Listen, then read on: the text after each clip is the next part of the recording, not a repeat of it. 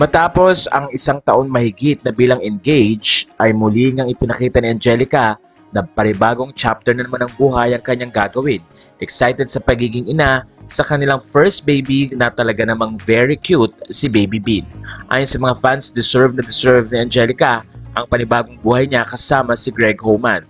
Kaya naman ngayong 12/31/2023, sa ibang bansa ay ikinasal na si Angelica at ayon nga sa kanya, Here Comes the Bride, American version.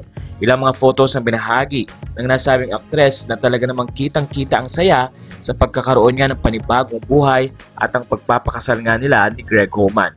Kwento ni Angelica, patuloy na mananalig at maniniwala sa pag-ibig sa kabila ng lahat, ang pagmamahal pa rin ang kakapitan.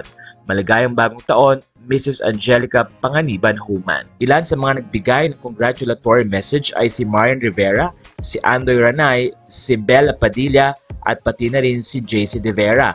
Nandun din si Alex De Rossi, Sanjo Marudo, Nikki Valdez, Jean Hortaleza at marami pang mga kaibigang artista na very excited sa panibagong buhay ngayon ni Angelica.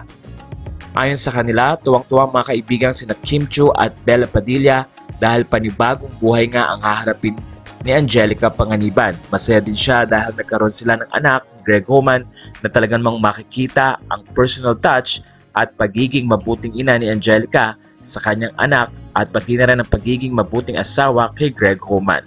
Ayon sa mga fans, they're very happy sa bagong life na ito ni Angelica na nakahanap nga ng kasiyahan sa pag-aalaga ng kanyang anak at pagkakaroon ng kanyang pamilya na kung saan ang inintay din ni Angelica ng mahabang panahon. Kaya naman ang ma-engage si Angelica ay inintay na rin ng mga fans kung kailan nga ito ikakasal. Pero bago matapos nga ang taon, ay binigyan ni Angelica ng magandang date ang kanyang kasal na tira 123 or December 31, 2023. Mula dito sa Pinoy Showbiz Latest, congratulations Angelica Panganiban.